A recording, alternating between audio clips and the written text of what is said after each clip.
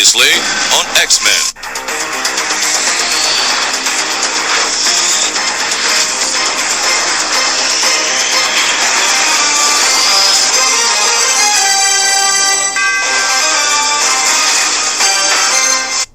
Hey guys, welcome back to Podtendo's X-Men 97 follow along. Is that what this is called? I'm co-host Mick, and I'm joined every episode by lovely, talented co-host Tyson. Cool. All right. Our weekly recaps of X-Men 97. There you go. How's that for a bit more concise? Ah, very good, very good. Awesome. So I was like, I can't think of a term. All right, so we recovered from last week, the devastation that was episode 5, remember it, of X-Men 97, and into episode 6, LifeDeath Part 2. So, still digging it, still pretty excited.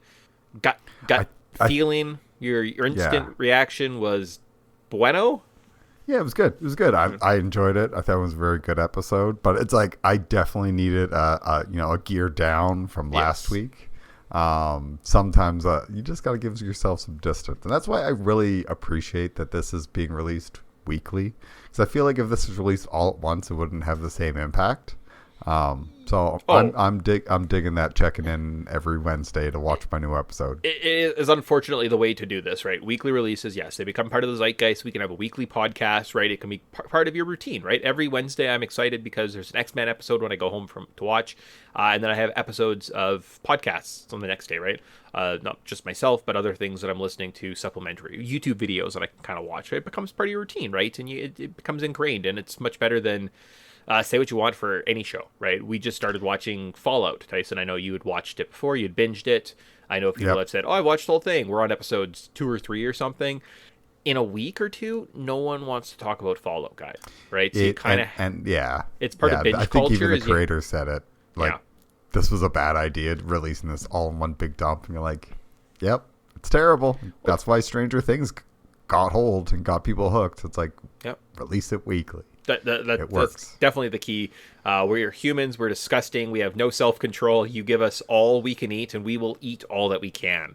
So it is nice when it's just parceled out in neat little portions for us. So this portion this week was not as hefty. Didn't have that aftertaste, that heartburn that episode 5, Remember It, had, but still not a bad episode overall. So we're going to get into it, guys. We're going to change things up a little bit. The first 4 shows, I don't know. There was a couple. I don't even know what we were doing. We were coming in, talking absent-mindedly. I feel like last week we were walking around with like 2 children that had just like lost their mom in the mall, just walking around crying, not getting anywhere, right? So this week we have a little bit more direction. We're going to try to switch things up just ever so slightly for you guys and get back more to our roots. Oh, I guess what I did this last weekend. Because I'm a sadistic person. Can you guess?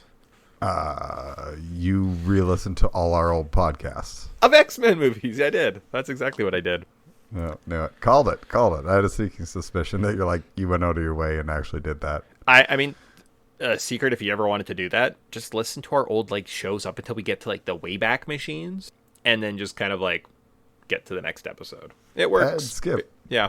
It's Well, we put it on the end for sometimes our own convenience. If it's one episode a week, I think it's good content. It's quality. But if I'm listening to 10 shows in a row and I can cut it down to say 2.5 hours playtime and get the most of it, I don't necessarily need to know about the Wayback Machine on a re-binge of podcasts. So no, it's kind of just interesting and fun. But cool. Let's get into this. Should we start with the opening? Yes, I think so. So that's the way we do is or what I was doing was just jumping into it, but then Tyson was like, whoa.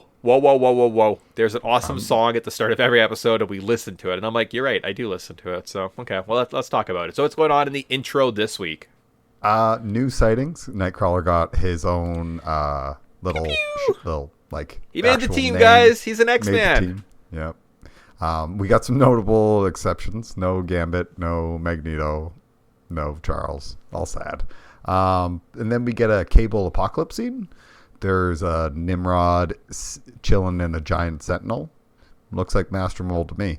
Yep. And then Nimrod being destroyed by Bishop. And with looks like Days of Future Past, Wolverine, and Storm. No, it's One Man's Worth. So okay. Yeah, okay. That's the one where you see the Age of Apocalypse, right? So that's the X-Men They're Excellent. like Magneto's X-Men fighting against the Avengers. So I think you even see like Giant Man, Captain America in that episode. Yeah, and then we cut to the X-Men fighting the Imperial Guard. I wrote this down because I thought it looked new, but it was sad because I saw Gambit. I was like, this makes me sad.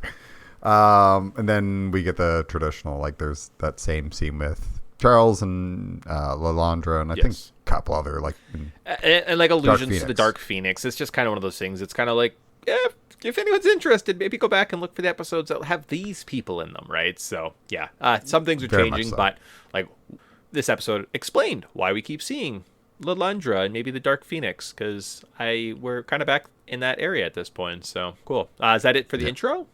That's it for the intro. All right, so for this week. So good job, Nightcrawler. Good times.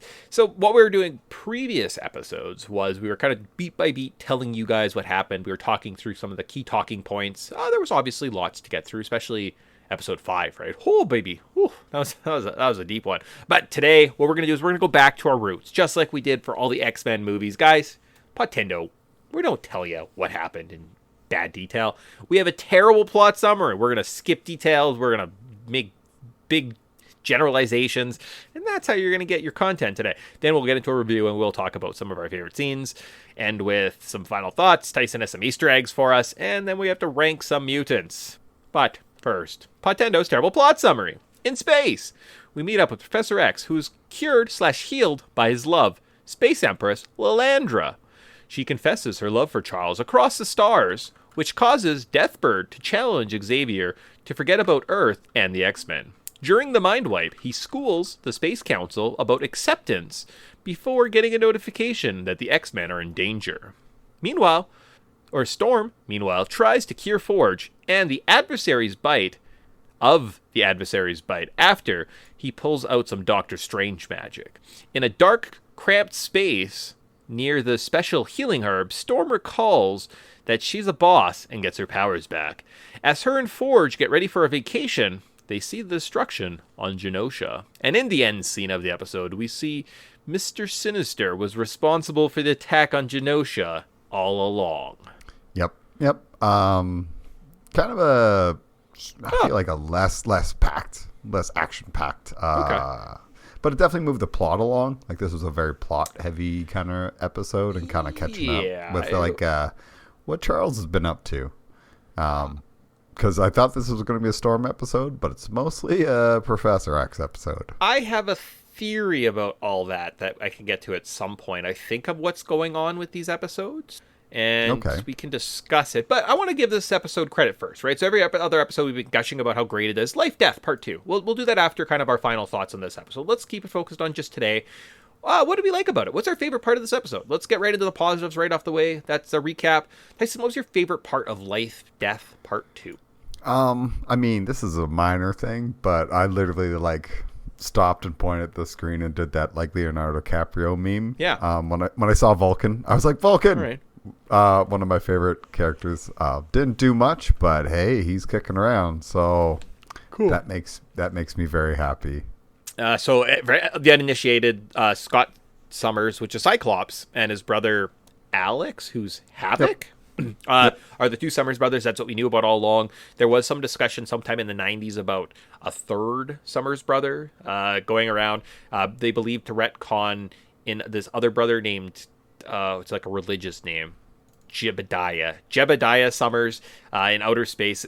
When his father Corsair was taken by the Shi'ar Empire when they were children, his mother actually gave birth to this child named Gabriel. Well, it's religious. See, I told you. Okay, all right. You're close. You're close. Yeah. So Jebediah, while he's in space as a baby, some experiments happen. It essentially becomes a quite powerful part of the Imperial Guard for the Shi'ar Empire, and that is the character of Vulcan.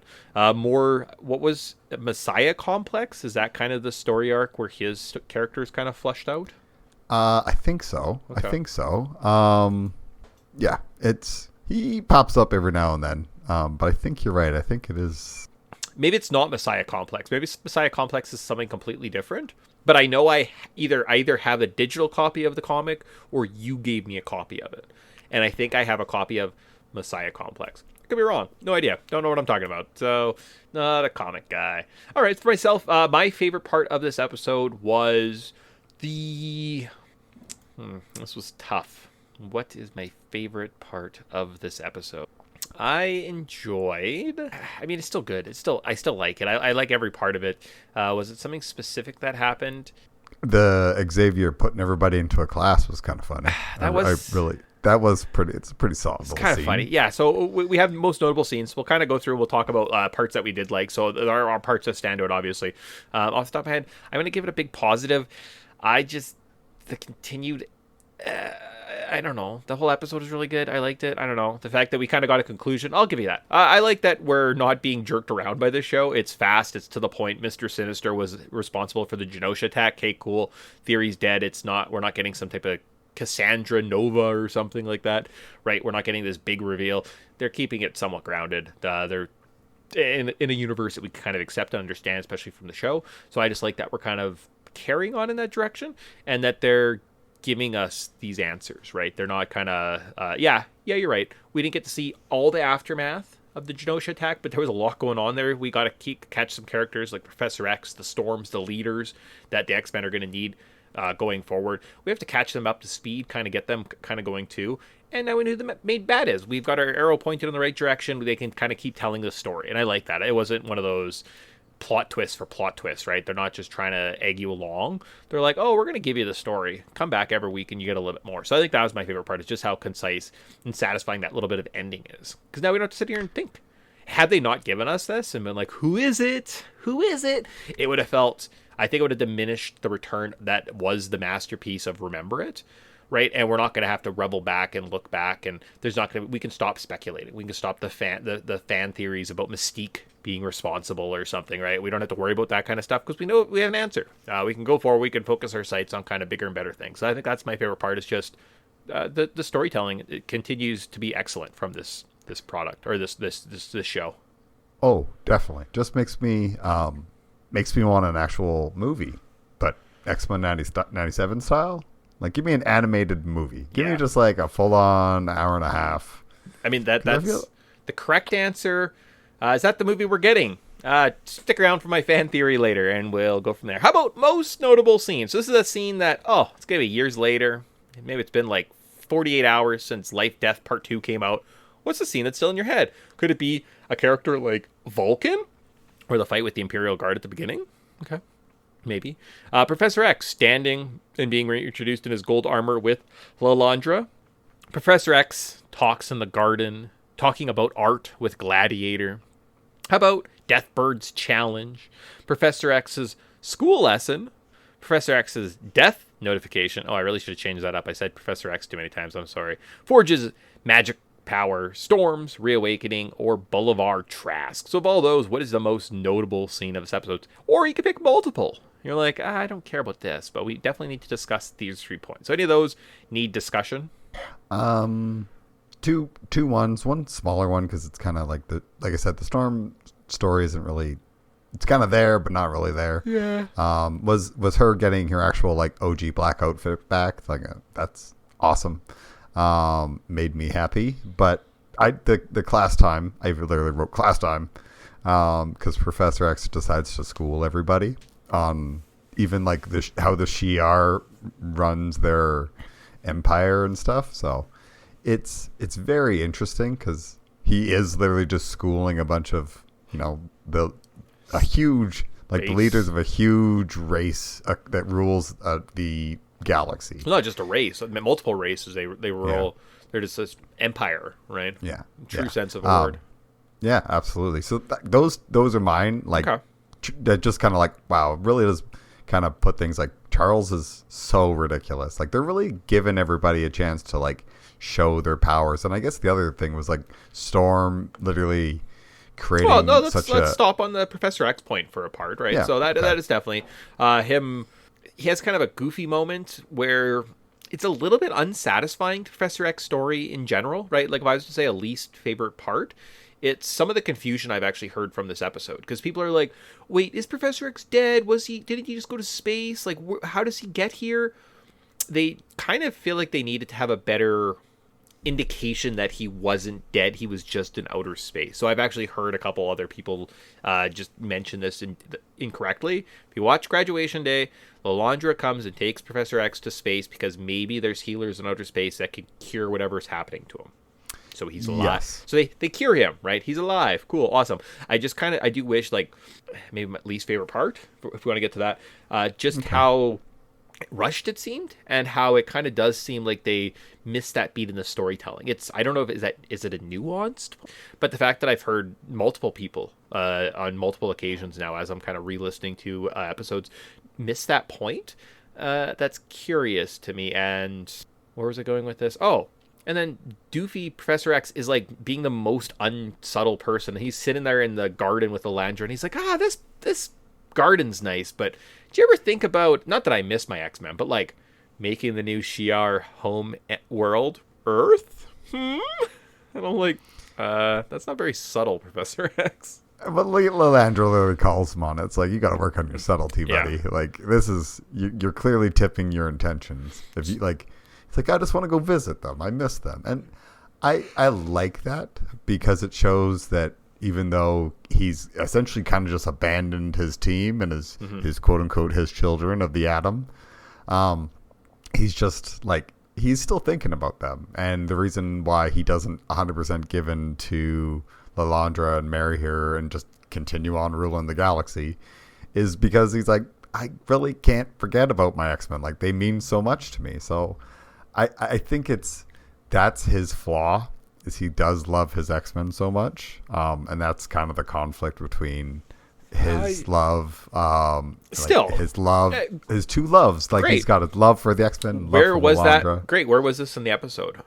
It's very quick, right? And that's one of the flaws of the limitations of the show, is it is so quick paced. It goes it fast. You miss those little subtle details, right? And the fact I've heard this missed in discussion is just kind of like, I understand. You don't have to tell, you don't have to tell me. I understand. Just more of like, the other people don't understand. I'm like, that's a little odd. And then before he goes, before he gets his memory wiped, Deathbird shows up. She launches an attack. They're having a little guard battle. Professor X goes, "Oh, I forgot about my most important or my most useful power," and just goes into everyone's mind. And I'm like, yes, Professor X, you can just change anyone's mind. Like, Deathbird shows up. She's like, I don't like this. You can just be like, you do like this. And she's like, I like this. And just go about her day. So, I don't know. It was just kind of goofy. They like made my man, Professor X, look kind of goofy there for a second. He's like, I completely forgot that I had this ability. And I'm like, all right. Yeah, that's fair. I think it is a bit ridiculous. Like, it's kind of cringy. It's not super, like, it's definitely got that cartoon feel to it. Like, this is Saturday kind of morning melodrama-y. Like, it's over the top. Everybody's ham-fisted. Everybody says what they're feeling instead of just like having subtlety to it. And I guess my issue with this episode is just like, we're still going to talk about notable scenes too. Go into it, but we have to just FYI, we have to come back. Okay, so what's your least favorite part? My least favorite part is just the pacing. It's okay. This episode was the first episode to me. Like, I kind of got the pacing stuff from a lot of people, and you're reading that online. It's like, this episode, I felt it. I really thought we were gonna we're gonna get a whole Storm story where it's gonna flush out like her and Forge's relationship, and it's like, nah, we're gonna use that for cutaways. Okay, I get it, but still, I feel like we didn't even give Storm her full episode. We cut her the first chunk of this and attached it to Jubilee, and then we cut the second half and smashed it with Professor X. What he's been up to. It's like, I do wonder if do my girl right. Yeah, and I do wonder if they could have flipped it. Like, what if the Professor X story was after the Jubilee, right? And you see Mojo World, and it just classic cartoon flashes to a television on his shoulder, and there's some Shi'ar ships. And then we get the Professor X story. And maybe at the end, instead of seeing Gambit show up and die, he gets some type of notification of, like, he sees X-Men's graves or something. And he's like, something terrible's happening, leading into right? Versus, you could even just show, like, Genosha burning. Well, but you don't want to give that away. Like, you know what I mean? Like, I'm saying make the Professor X story episode 4. and then make Yeah, life no, I get death you. the story, like the Storm story, this whole episode. So this is what Storm's been up to. I've heard that it doesn't. I've actually haven't tried it. Maybe I should go back and watch Life Death Part 1 and Part 2 in sequence and see if they kind of make more sense cohesively before I give this full take, right? So that'd just be my thought. If maybe Life Death should have just been one whole thing. Yeah, something. Definitely there are ways to write around it and do things, but I'm sure it's It's one of those things like I could actually, I have the technology, I could cut the episodes, edit them, and watch them in my cuts, and I'd be like, oh, they actually don't work. Okay, never mind. Oops. And you could also do that at home. Do you have a remote control? Does it skip forward? Okay, yeah. So you could actually watch it in whatever sequence you want. Cool, awesome. Other points that you wanted to do? I just wanted to quickly touch on Storm's cool power. Oh, that's right. Yeah. She like there's even satellites, and they seem to like turn in the direction of this giant, massive storm that she's creating, which is pretty awesome when she gets her power back. And that was the only thing I really wanted to touch on. It was like really drawing attention to yourself, Storm. It's like, but she affects things on a global scale. So I think that her unlocking her powers back. And I guess the other thing is Storm's machine did kind of work, but the reason why the powers didn't come back to her was because that was her fear, was to get that power back. It wasn't just the claustrophobia. It was like that's just the other kind of thing. It was like a lot of the episode was based around Storm being like, I kind of didn't want my powers at some points. I kind of was wondering what it'd be like if I didn't have my powers. So it's interesting. I guess if we move a little bit more to the Storm story, did it work fully? Kind of, sort of. There was parts of it that worked, parts of it or didn't. I do agree. Forge's machine definitely worked. It definitely restored her power. It removed the executioner's gun from episode 2, I suppose that was, right? Yep. And I think that's what happened. There's no like, well, maybe she just used her heart. The power of friendship gave her powers. No, I'm pretty sure the mental block that was in her head from her insecurities is what stopped her powers from coming back, right? Yep, very much so. And there is actually a moment where they're in the cave, this little small tunnel. She's clinging to the walls. They're crushing her. And I feel like something happens. It's like a great amount of stress or trauma, and it does almost seem like a switch is flipped. And I've heard that that's one of the ways that you can like think of how Deadpool gets his powers from the Deadpool movie that Tyson loves and adores. You have to kind of like challenge and push yourself right to that breaking point, and that's what causes the mutant X gene to snap, right? So we have heard that continuity. So it is almost like I could see the interpretation of the reason her powers come back. It's not the machine, but it's like that stress on her body causes that X gene to reignite. I don't know. That's the only other side to the argument but I think it was Forge's machine. Yeah, or it could be a combination of both. Both are kind of plausible, and in a show that we cannot waste time exploring these and stating things in too much detail. It's like cut to the next scene. Yeah. You want to know who the main villain of this show is? We won't even show his face on some type of clipboard that you have to look up afterwards. That's how fast we are. Let's go. So they have more brevity than Podtendo, that's for sure. Storm, good, cool, new outfit, very powerful, neat, awesome. And Forge's magic powers? That was kind of weird, right? When he just starts tossing out Doctor Strange shit? Yeah, well, technically, so he actually summoned that demon. Because he actually lost his back in the war, like his Vietnam War or something like that. He actually lost his troops and was getting surrounded, and so he had to dip into his other power pool, which is he's kind of a shaman. Yeah. So he has magic. So he actually summoned all these demons, and that is the demon that he summoned when all his friends and all that stuff died. So it's kind of haunting him, and it. Yeah, so it's he straight up summons demons. You're like he's like Doctor Strange. You're like yes, he kind of is. He's straight up a sorcerer. Cool. Yeah. So very. Yeah. But I knew nothing about this character before this show started, and I was like, what the? Forge is a very weird character. Yeah. But I dig it. I think it's interesting. Excellent. Cool. You definitely see the throwbacks and the callbacks to, the Sorcerer Supreme, whatever the magic they do in that kind of MCU area. And there's probably a reason for that, right? So yeah, no need to see his shaman powers. I maybe missed that point that Forge had summoned.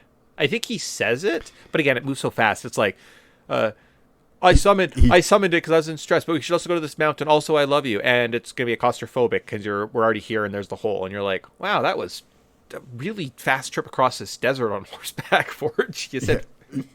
Yeah, and it's like, and now we're somewhere else because it's like they just cut these scenes. Like there is like no pause. And you're right. He probably just mentioned it. I just know that from the comics and doing more research into like what the heck is going on. Cool, awesome. And then I guess final thoughts. So we'll kind of leave that. So we did a favorite part, most notable scene, talked about those scenes that kind of stood out. Least favorite parts, we kind of gave both of those. Final thoughts on the episode. Good, meets up to the standard, what you were expecting. Yeah, good. I think solid episode. It's kind of more along the lines of like Life Death Part 1 and the Mojo Tendo. That kind of episode. Motendo.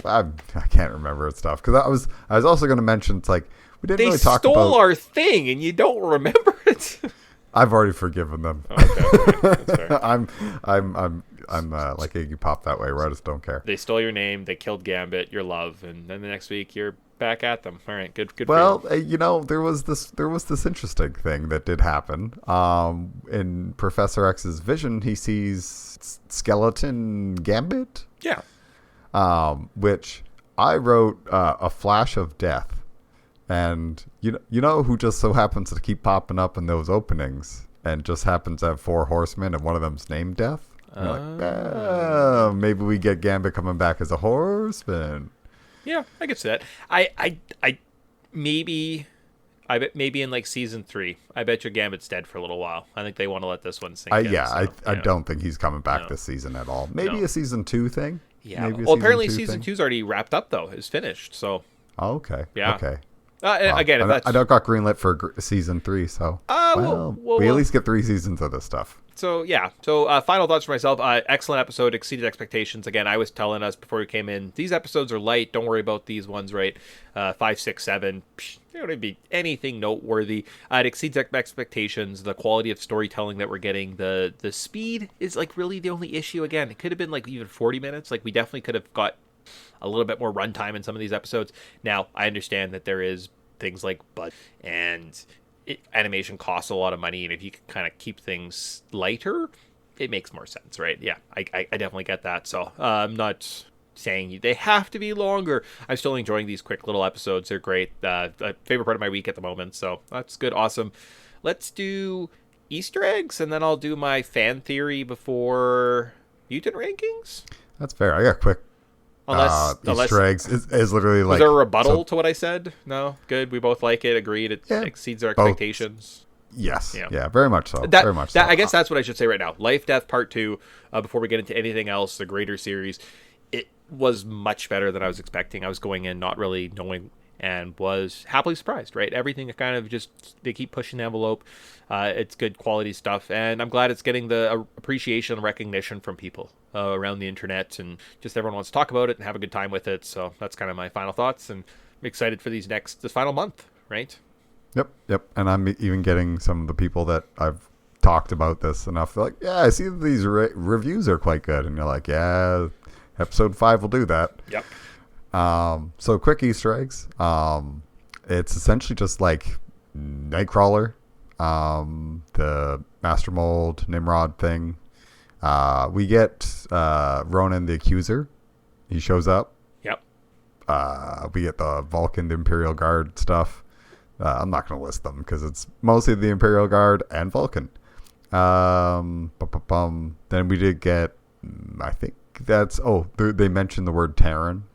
And that's a very MCU word for humans. It is, isn't it? Interesting. And we see Ronan, from the MCU. Yeah, it's almost like they're in that part of space, like they're trying to remind us of stuff. Interesting. Cool. Yep. Great. Other than that, I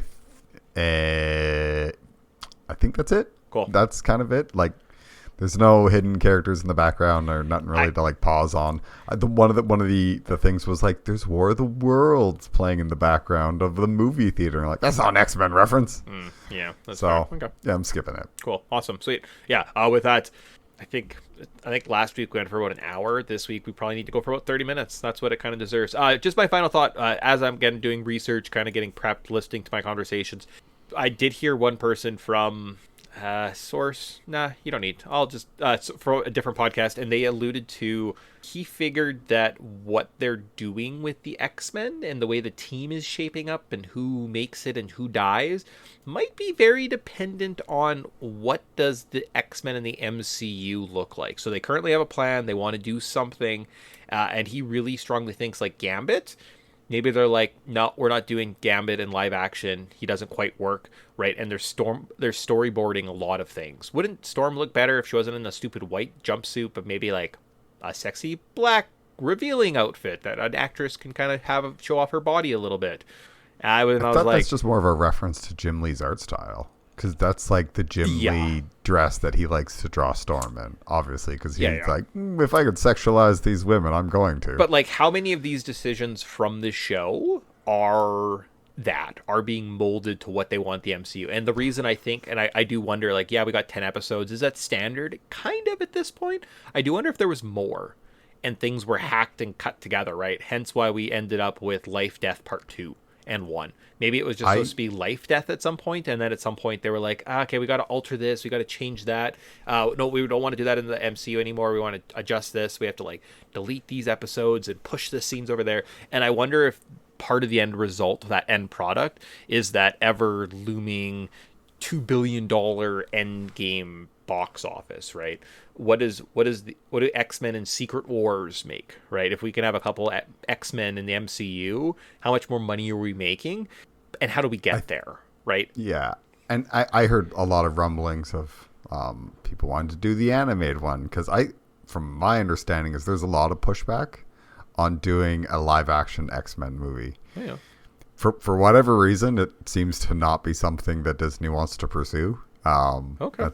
That's so weird considering that but I'm thinking that this being popular might get the green lit to be like, no, this is popular and works. Let's start shoving MCU things in here. So I feel like the creators are doing this kind of almost independent of what a lot of like the bigger DC stuff is doing, and Marvel stuff is doing, because Marvel does not care about this franchise. Essentially be like, I think they do care. I think they care. That's why we didn't just get the mutants showing up. That's why they've been so careful, because they know that they're sitting on, like, Disney's like, oh, this is like Mickey Mouse level energy. Like, you thought the Avengers, that C-level team that we turned into $1 billion franchise, was worth some money? Like, this is like Spider-Man hot, right? We're talking like this could be the next big. I think they know what they have, and they're so afraid to make a mess of it that's why they're like kid gloves. Could be. I know. I'm just gonna quickly double check one thing. Okay.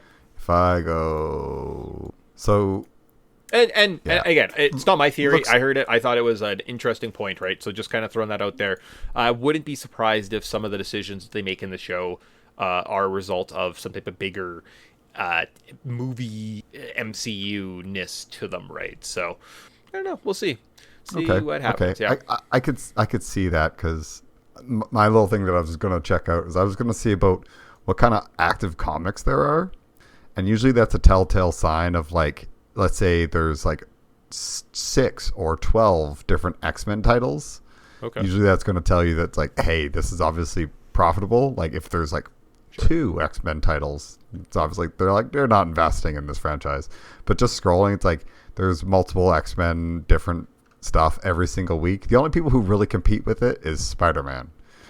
And Spider-Man has like Ultimate, Amazing, Superior, Spider-Punk, there's Spider-Gwen, Black Cat. Like, there's all these like different, like, they're making obviously dipping into that franchise a lot. So I feel like maybe he's right. It'd be interesting to see. I don't want to reach too far, because I'm out of the industry. I don't know nothing. So. And it was just I was like, yeah, no, that's definitely what they're doing. Like, whatever the X-Men team looks like in season 2, probably has some type of corporate and I like puppetry to it, right? So, anyways, yeah. With that, that wraps up this excellent episode of X-Men '97. All we have to do is some mutant rankings. So each and every episode and movie. If you decided to be a crazy person and go back and listen to every movie, we could go back and we're going to rank our top 5 mutants from this week's episode, or just people. Sometimes they don't have to be mutants. Maybe Myra McTavish just gets my number 1 spot for the eternity because she's sick.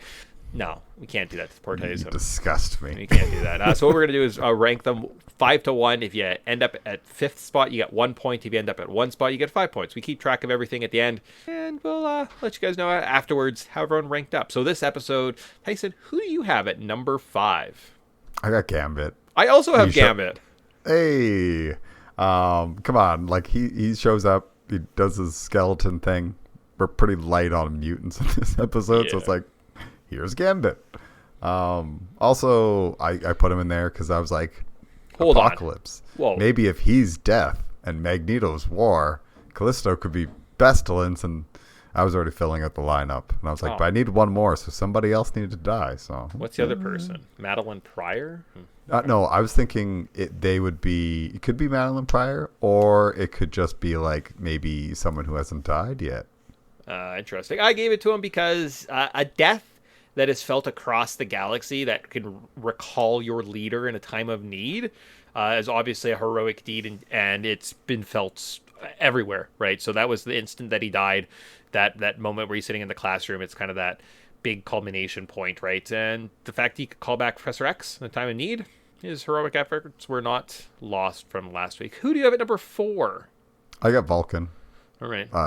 I saw. Is he on your list? No. At number 2, I have Mr. Sinister. Why do you have Vulcan at number 4? One of my favorite X-Men. Okay. Or not X-Men. X-Men characters. Sure. And I saw him. And I even did the meme thing of pointing at the screen. And I was like, oh, good. I even audibly said it and was stoked. So, yeah, he got my 4th. Just like how Psylocke randomly slipped into episode 2. So awesome. Sweet. Yeah, for myself, Mr. Sinister ends up at number 4. He gets 2 points this week from me because we see that he is the mastermind behind the attack from episode 5, the devastating attack that was felt across the internet, tore people to shunder. We're curious to see where this kind of goes, and the fact he gets a neat moment. I mean, he was as effective in this episode as he was in that episode 3. Because in that one, he just stole a baby and then walked into the shadows after getting shot. So, did something. I thought it was a pretty cool reveal, and yeah, interested to see where it's going. He's got his creepy voice. Yeah, he's one of my favorite villains. Come on, he's so good. I didn't include my list. I should have probably. I did hear some people saying they're like from a different podcast, not the one talking about the MCU, because you have to talk with the MCU when it's at this point. It's Disney, you know how it goes. But they're like, oh yeah, Mr. Sinister. Except his name is just so stupid, like Mr. Sinister. And I was like, you just call him Nathaniel Essex in the show, and you say Dr. Essex, and somebody says Sinister. You know what he says? He's like, call me Mr. Sinister, and you just keep calling him Essex, right? That's how you get around it. It's Mr. Sinister is no dumber than Superman. Exactly, that's the thing, and you just kind of or Batman. But in the MCU, you'd be like, well, they wouldn't. You wouldn't say that, and you're right. Sometimes Crossbones. I think Crossbones is one of the guys that the Avengers fights. They just call him by his real name. Yeah. And fans are like, oh, that's Crossbones. So you just do that. You just call him Essex, and you're like, oh, sometimes he goes by Mr. Sinister. That's a dumb name. Just call him Nathaniel, and that's it. You're done, right? So, how about number 3, Tyson? Who do you have at number 3? I have Forge. Cool. Yeah. I mean, Forge did pull out some magic out of his ass, so that's pretty cool.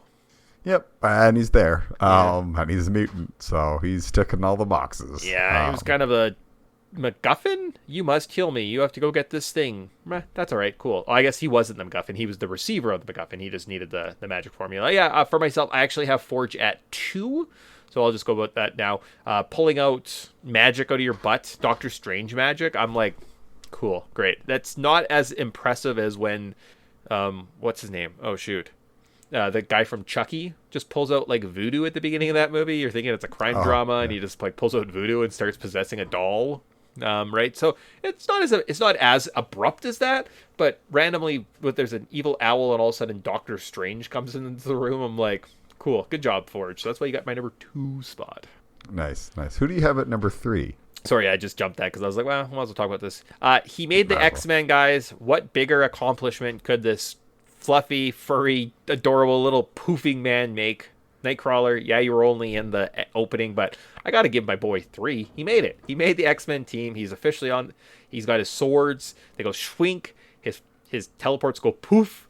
What more could you ask for? Or sorry, bamf. Yep. Yeah. Yep. He's entertaining.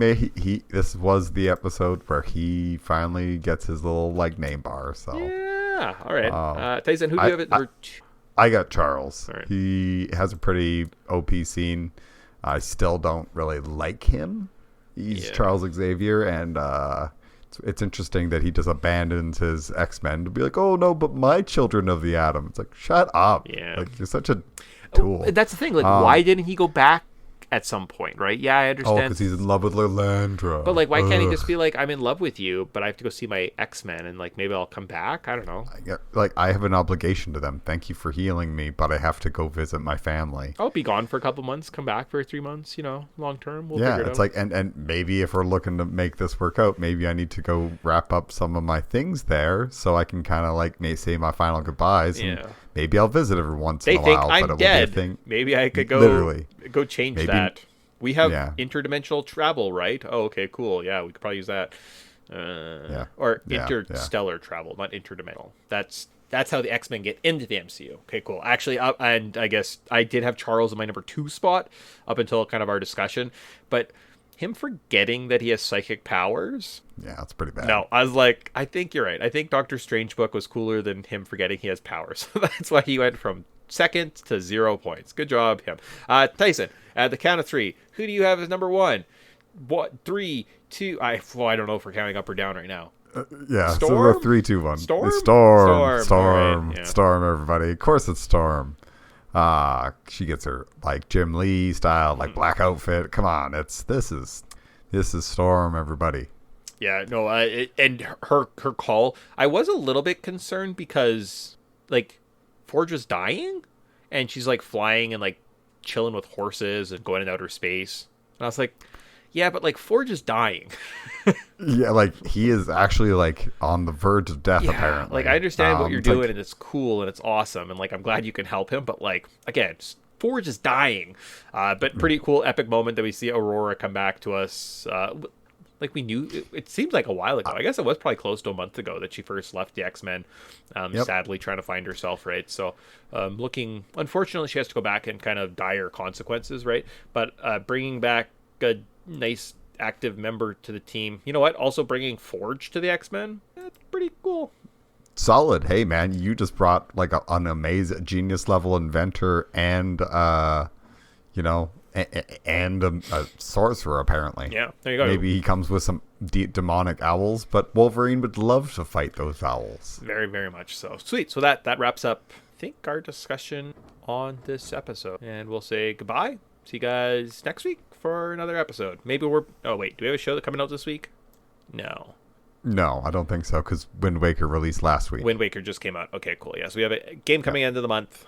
So see you guys, I guess, talking X-Men next week. Yep. Okay. See you guys. Bye.